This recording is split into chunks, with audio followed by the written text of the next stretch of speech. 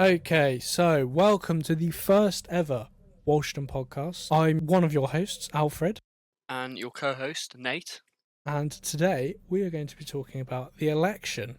So, or I should be more specific, the UK general election of 2024. So, first of all, we should probably say what the results were. So, it obviously saw Labour win a massive majority. 411, Huge. yeah, huge. 411 seats, up from 209, which was their total in 2019. The Conservatives won 121 seats. They were down 244 from their 2019 total of 365 seats. The Liberal Democrats did incredibly well, gaining 61 seats and having a total number of seats of 72, while the Scottish National Party pretty much got annihilated and won 9 seats, down from 48 in 2019. It also saw the Reform Party win 5 seats, which was kind of unexpected, but it was a bit of an anticlimax, wasn't it, really, because A bit under. I think they predicted 23, and then they came out with only 5. However, we'll get into that later because that's a little bit of a controversial one. exactly, and it goes into lots of different issues, and then obviously you've got the whole thing with the Green Party being the Green Party. I think they won 2 seats. No, they won 4 apparently. They won 4 seats. So did Pride Cymru, Social Democratic and Labour Party. I didn't even know that was a thing. But anyways, first of all, what did you think of the election, Nate? Big shock from the exit poll. Didn't know Labour would do that well. I thought it would be a lot more diverse in terms of people not voting Conservative and jumping to other parties. But big shock with Reform. The exit poll showed that they would get 20. I don't know how many seats, but it showed that they would get 13. I think it was. I think it was 13. And then they ended up getting 4. But then after a recount in one of the counties, they ended up getting 5 seats. However, if you actually look into the votes, they did get 4.5 million votes, which is a decent population. Huge vote share. They were winning second and third best in every single constituency. I mean, I might have it here, but I think they had a larger vote share than the Liberal Democrats. They did, and the Liberal Democrats got how many seats again? Liberal Democrats got 72 seats. 72 seats. So it meant that Reform had to have over 1 million votes per seat, which I think is absolutely absurd. I remember watching the exit poll and the constituencies showing their results live, and the biggest shock was the amount of people voting for Reform. Like the counties in the north, or sorry about saying counties. I mean constituencies for future reference. So it was Reform, just Labour, obviously, absolutely just with their red wall and everything. But the second leader is Reform. They beat the Conservatives in so many constituencies. It's mental.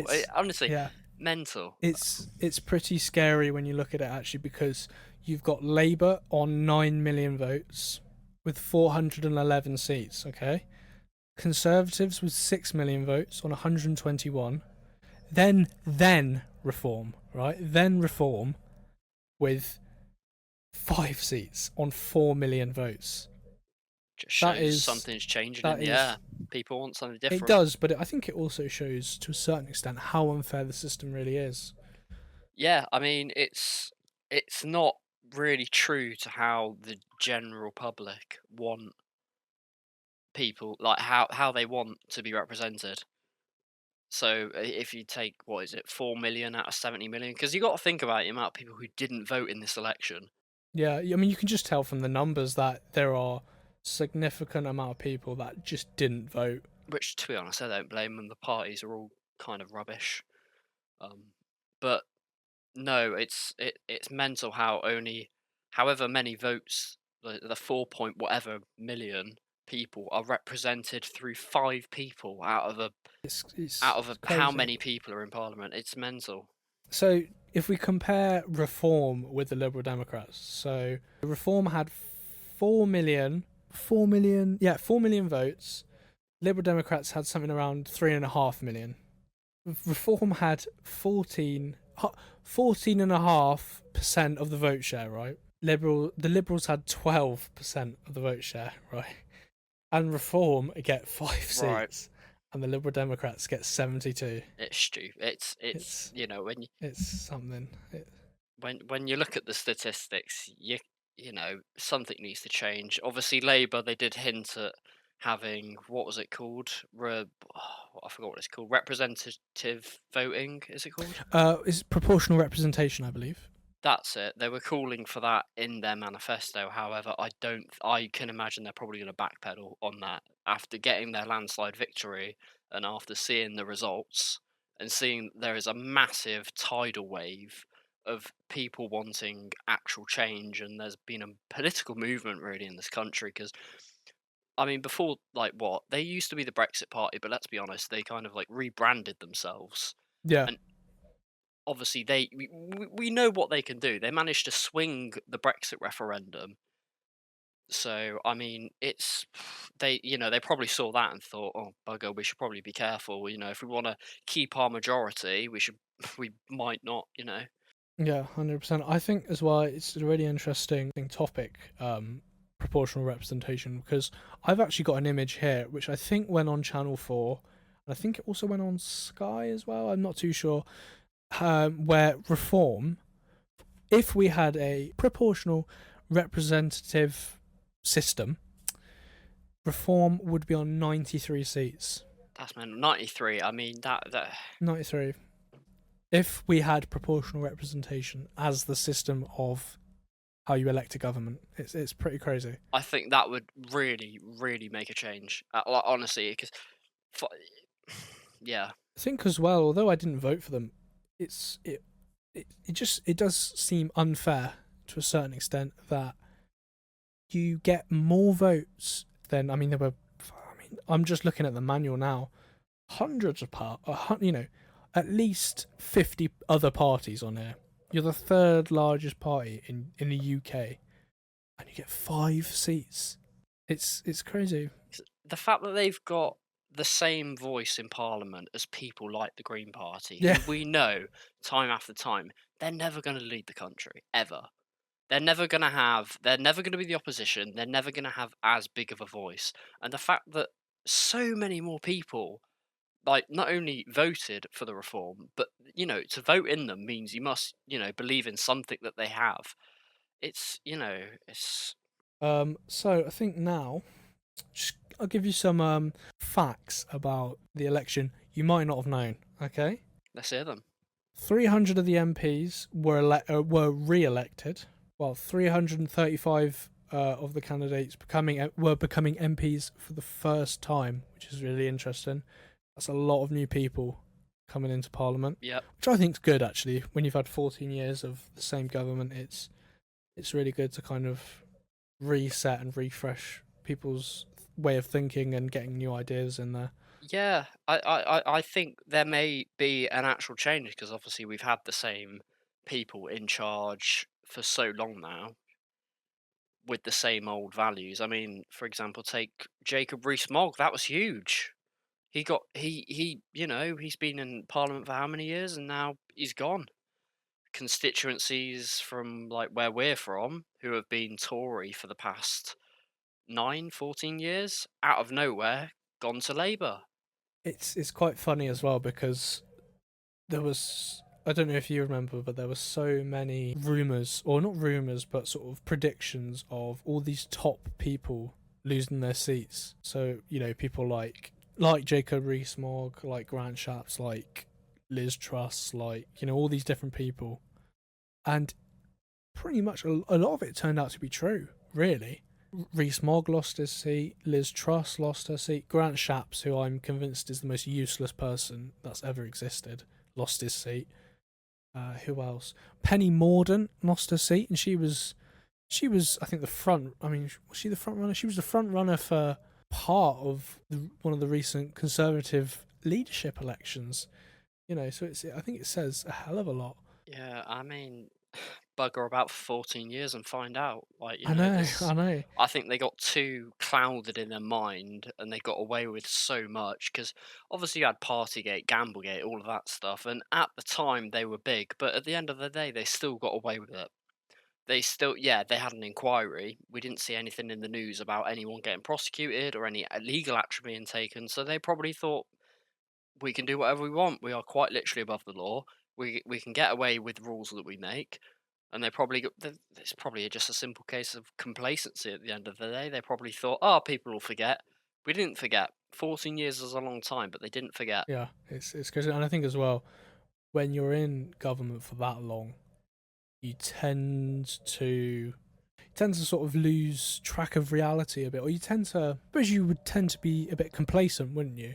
I think it's just because when you're in a place for that long, it's normal for you. It's part of your day to day life. And I don't think you really have that same weight as you on your shoulders to serve your constituency. I mean, these I'll speak from our constituency. I've been on our Labour MP's Twitter. He seems quite involving in the community at the moment. Obviously, it's only been less than a month, but Yeah, almost a month. uh, By the time this comes out, like probably be a month. yeah, he seems so much more already involved in his constituency. He seems already ready to do the job. Whereas he's treating it more as a job than a privilege, or a privilege, not a hobby. Or I don't know what I'm trying to say, but you get what I can. He's treating it like a job. Yeah, he's treating it like yeah. He's with enthusiasm, pretty much, and yeah. with he wants to work instead of kind of just being an MP for the sake of it, Yep. really.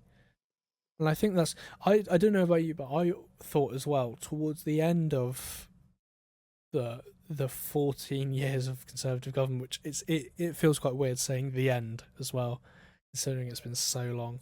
But it's really I thought I probably would say around a year after Boris got elected, maybe even before COVID. But it almost seemed to me that instead of trying to look for new ways of stopping problems before they start, they would just wait for things to happen and then react to them, or in almost a way to make them look more popular, if you know what I mean. And I think that Labour at the moment aren't doing it like that. They're looking for problems to fix for the purpose of fixing them. But what do you think about that?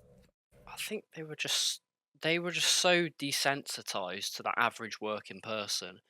I mean, I'll give them this. In the latter years of their 14 years, I would say the Brexit was very poorly done, and Theresa May was not in the best of positions in the fact that she had to not only lead a country which had just been taken out of the European Union, but also lead a divided country, because the Brexit vote was so close. I think it was like 51-59%. Something like that, yeah. Really, really close. And then it went on to Boris Johnson, who again tried to get the Brexit deals, try and get that sorted. And out of nowhere, COVID comes, this global pandemic. And let's be honest, no global leader had they didn't have a clue what to do. They were kind of like, oh, do we do this? Do we do this? It's a new virus. People are dying, but people aren't dying enough for us to do much now. And they were kind of just following the trend of other countries. Oh, they've locked down, we'll do that.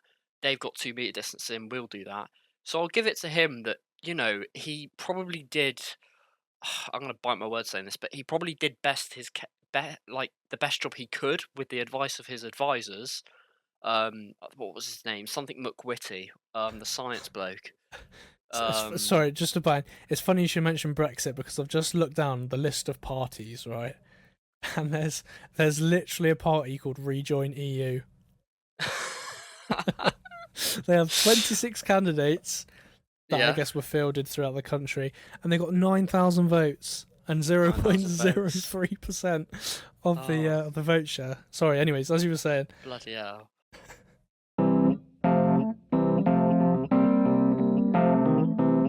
If you're enjoying the podcast so far, please subscribe to our YouTube channel, The Walshton Wire, for more podcasts like this and more exclusive content. Thank you for listening thus far.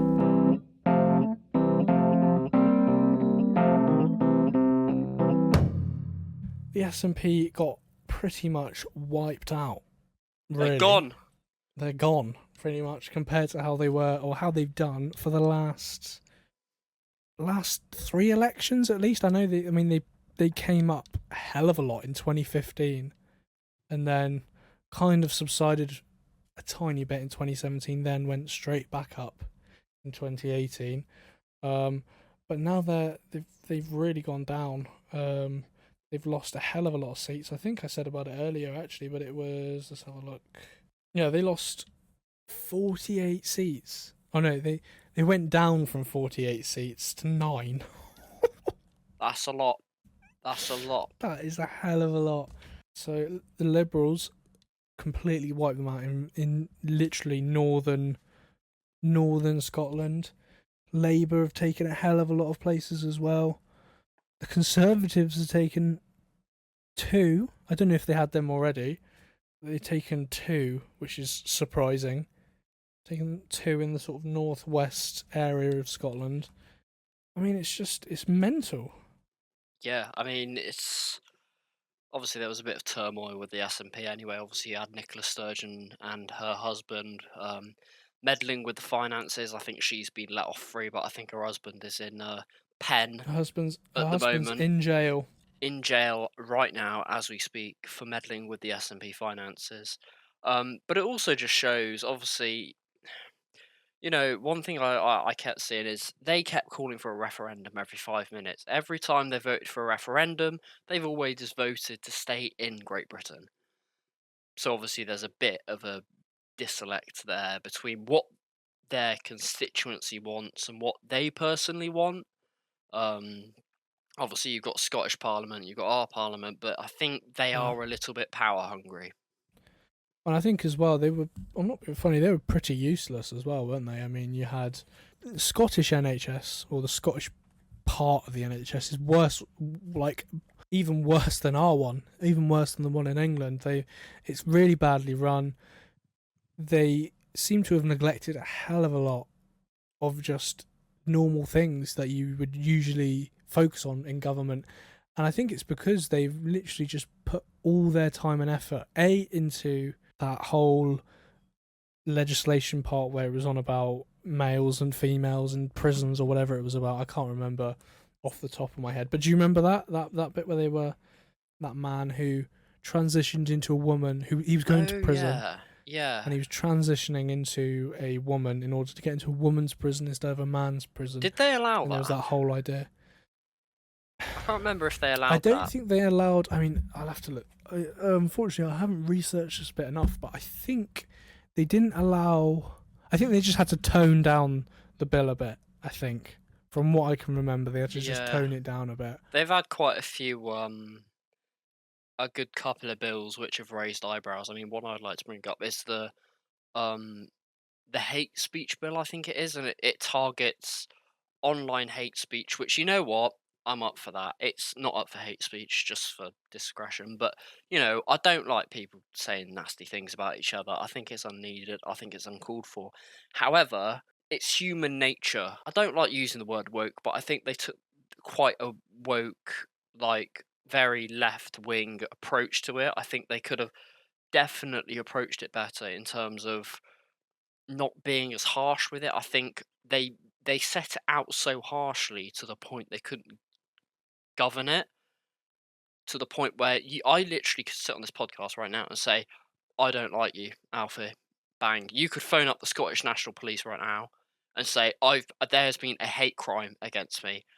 And there would be a crime number and an investigation because I said I didn't like you on the internet, which I think is a complete waste of police resource, but I understand what the original bill intention is. 100%. And I think as well, it's like you see all these clips now of like police breaking into people's houses for like a tweet or something. Do you know what I mean? They've got like a battering ram trying to break into someone's house because someone's just said, "Oh, I don't like whatever." Do you know what I mean? Instead of actually going out and arresting criminals and smashing in the doors of people who've committed crimes, actual crimes. Yeah. So I don't think that helps them at all. And I think also having one of their former leaders arrested twice, I think it was. It might have even been 3 times for all I can remember, but I think it was twice. Hasn't helped them either. And also, going back to my first point as well, they didn't really do anything. If you think about it, I mean, maybe I'm not looking into it enough, but from my perspective and from what I've seen, they would literally just complain constantly. Yep. I Oh, mean, we yeah. we want to leave, we want to leave, we want to leave, and we want to leave. Well, do you though? Really? Because as far as I can see, it's half and half, really. And it was just endless excuses, and I think that that's really hindered them. And I think people within Scotland have really. I mean, obviously, there's going to be other things such as the Tories being so bad as well that will genuinely shift your vote from the SNP to Labour, or the Liberal Democrats or whatever. But it's I think it was there was a certain message there where it's just like, well, actually, you can't even govern properly. How the hell are you going to govern Scotland if we're on our own? Do you know what I mean? And Yeah. I I think mean, that was definitely something I got from the election. yeah. I mean, I know that you have your ear closer to the ground than I do with politics. However, every time I tuned in to Prime Minister's questions or I see any Yeah, debates in the House of Commons online, it's always the SNP just always do the same thing. They always stand up, they repeat about Scottish independence, and they complain. They never offer from this is what I've seen. I don't. yeah. I haven't done my research. I haven't looked at every single SNP debate in the Commons from the Well, past neither have 50 I, in years, fairness. but I can't recall a single time where they've offered advice or we should do this to help our problem. They just Yeah, complain about our problem and expect the British government to chuck more money at Scotland to yeah, fix it. They're always like, "Oh, independence, independence." If you get your independence, we're not going to be throwing you any more money, yeah. and you won't have anyone to complain to. And So you'd also have the problem. This is probably a topic for another podcast, but you'd also have the problem where would they even keep the pound? When yeah, all these different things, and would they go with the euro and all this, all this different crap that we'd that's have their to talk problem. about in another podcast. But yeah, I think they've really been found out, and it's I think it'll be interesting to see going forward as well whether they end up recuperating some of their losses or just go further. Hopefully, I mean, this a bit biased, but hopefully they'll just go further and further down the pan, as it were. I think they need a complete restructure. I think they need a new leadership. Yeah. 100%. I think the past leaders they've had are total tools. And Also, they just need a yeah, refreshed brand, to be honest, because they've completely tarnished the party's legacy. Or I mm, say legacy, you think of the SNP, you think of like the scandals, you think of the yeah, selfishness. It's like with the Tories are going to have to work really, really hard to yeah, rebuild the trust, rebuild their yeah, image, and rebuild themselves because they don't even like themselves. yeah, 100%. And I mean, they haven't really done anything either. Let's be honest. I mean, they haven't got a good track record, and I think they've just been found out personally. Yep. It's it speaks volumes when one of your former party chairman or treasurer or whatever, Nicola Sturgeon's husband was, and he's in jail. Do you know what I mean? In it. It's Yeah. crazy. It's absolutely crazy. Anyways, moving on. So this was the point that I was going to say. So I said about there were 335 new MPs. Yep. So it's a hell of a lot of new MPs coming through. 387 of all elected MPs were men, right? So Okay. that's 59.9%, which is quite a lot. 263 of the MPs were women, and apparently it was a record high 40.5%. That's pretty mad, in my opinion. Yeah, I mean we've got the new Chancellor of the Exchequer, the first woman Chancellor. We've got I Yep. forgot her name, Miss Reeves or Mrs. Reeves. Um, Yeah, Rachel Reeves. There you Rachel go. Reeves, that's the one. Yeah, no, big achievement there. It's but I think the country should be more interested in what their political ability is, what their skill Yeah, set is, instead of what their gender, what their race is. yeah, Because at the end of the day, I judge a person by the job they do, not the person who that's they very are. true. Yeah, If you're representing me as a constituency, listen, I don't care if you're a man, if you're a woman, whatever race, gender, sexuality you are, as long as you represent what I voted for. That's yeah, it. But no, yeah. it's Fair, it's fair. good that more It's an interesting fact, isn't it? It's an yeah, interesting I fact. And things are another changing. interesting fact, while we're on the topic, this is the lowest amount of seats that the Conservative Party has won in an election since 1832. That was probably easy seeing, to be honest. I mean, I think we all expected that. I mean, it's mad. On one level, it shows how successful they are as a party, I suppose. But in the second way, I mean, that's mad that it's taken this long for them to get such a low seat count. It's crazy.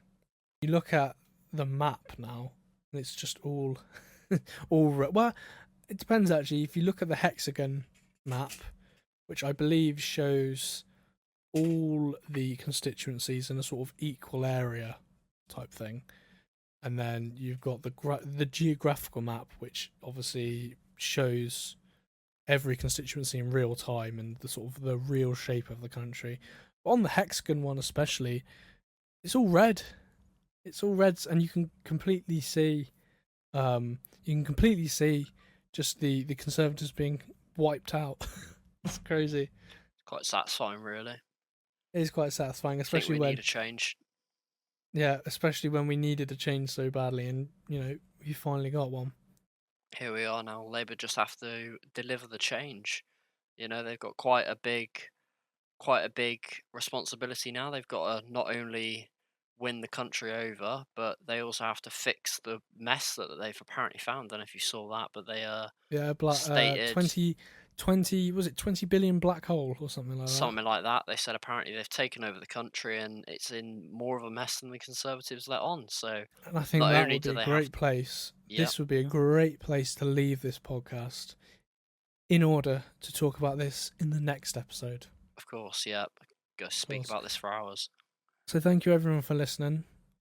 Hope you enjoyed. This is going to be the first podcast of many more, hopefully. Look out for the monthly review. So we review the month of July. And we hope that you'll listen to the next podcast. So see you very soon. Thank you.